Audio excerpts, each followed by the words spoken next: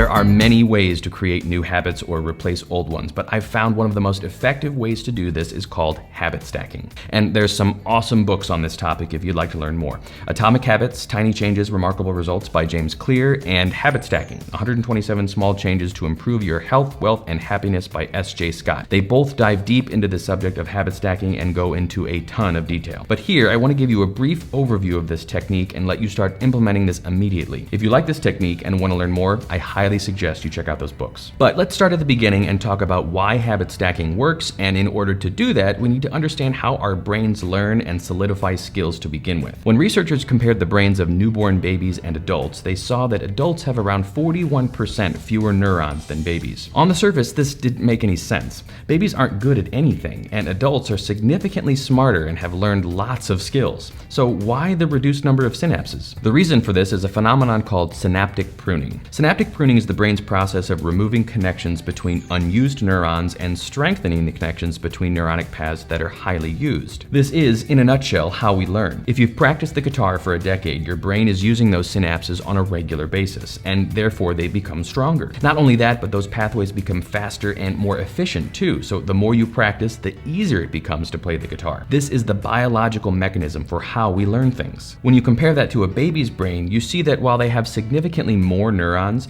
there aren't any defined paths. Their brains are blank slates that have yet to be written on. Adults, on the other hand, have pruned away their unused synapses and have solidified the ones that make up their learned skills. This is the personification of the phrase, "You can't teach an old dog new tricks." As we age, it becomes harder to learn new skills or integrate new habits into our lives because we've pruned back so many of our synaptic pathways that went unused for all those years. So how do we use this knowledge to help us learn new skills and create new habits in our adult years? What if, rather than trying to create entirely new synaptic pathways from scratch, we built upon the ones we've already created and solidified? This is habit stacking. It's taking a habit that you already have down and adding a new step in the process. It turns out this type of habit building takes less effort and fewer synapses to achieve the same result. So let's look at how this actually works in the real world. You probably already have thousands of little daily habits that you partake in that are extremely solidified. Your brain is really good at remembering to turn on the coffee in the morning, or to take a shower, or to put your shoes on before you leave the house. You can use these to your advantage and build on them to incorporate new habits into your routine. The basic formula looks like this.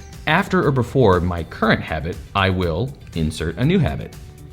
Pretty simple, right? So, for example, after I turn on the coffee in the morning, I will meditate for 5 minutes. After I get home and set my work bag down, I will put on my workout clothes. After I get into bed at night, I will tell my partner that I love them. Your brain has already created and excelled at so many habits throughout your day, so by linking them with your new habits, your chances are higher that the new habit will stick. You can then graduate to more complex habit chains as well, where you take advantage of the natural momentum that occurs from one behavior leading to another. Something like, after I turn on the coffee in the morning, I will meditate for 5 minutes. After I meditate for 5 minutes, I will check my calendar and appointments for the day. After I check my calendar, I will write out my to-do list. After I write out my to-do list, I will do 30 sit-ups, etc., etc. You can craft your day and incorporate any number of new habits by attaching them to your existing routine. This process is a form of implementation intention. Researchers found that people who set a specific time and place to complete a task were significantly more likely to follow through and complete that task than folks who simply set a goal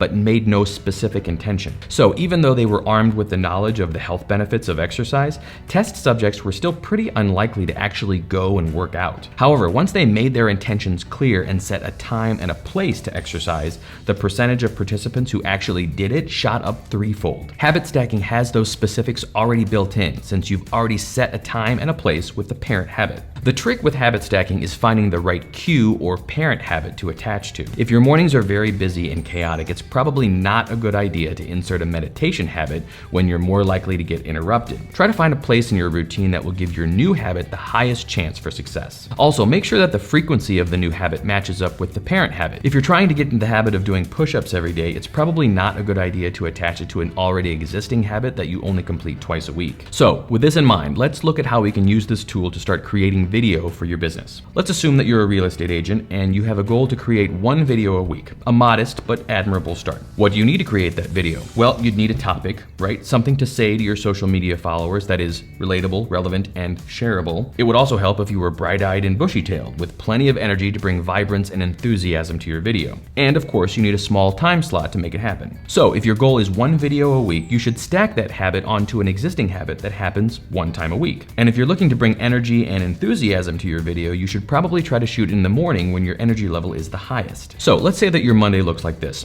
You get to the office or your place of employment and you drop your stuff, turn on your computer, and check your email. Since it's the beginning of the week, after you've responded to the most pressing emails, perhaps you check market reports and get a sense of what the housing market is doing and where it's headed. This is a great place to start to pull content for a video. Perhaps the housing market is slowing down, or interest rates are creeping up, or perhaps the seasons are changing and home buyers will be less plentiful. These are all topics that you could speak about in a quick video. Let's look at it from a different perspective though. Let's say you don't see a lot happening in the housing market, or you're just feeling burnt out on real estate related videos in general. But a new movie trailer just came out that you're really excited for and is trending around the internet. How about a quick 45-second video where you chat about why you're excited for this upcoming flick? Maybe it's a remake and you loved the original, or hated it. Maybe it's a biographical film and the subject is someone who's had an impact on your life in some way. There's a million different topics that are trending on the internet every day, and each topic has a built-in audience that finds that information relevant. So use that time you spend to brush up on your market reports or general news as research time for video content. In this case, your habit stack may look something like this. After I check my emails, I'll spend 15 minutes looking at housing market related reports. After I check those reports, I'll write down 3 interesting talking points I learned from my research. After I write down those 3 points, I'll take 5 minutes to flesh out a loose video script. After I write my script, I'll set up my camera and shoot my video. After I shoot my video, I'll take 15 minutes to edit and upload it.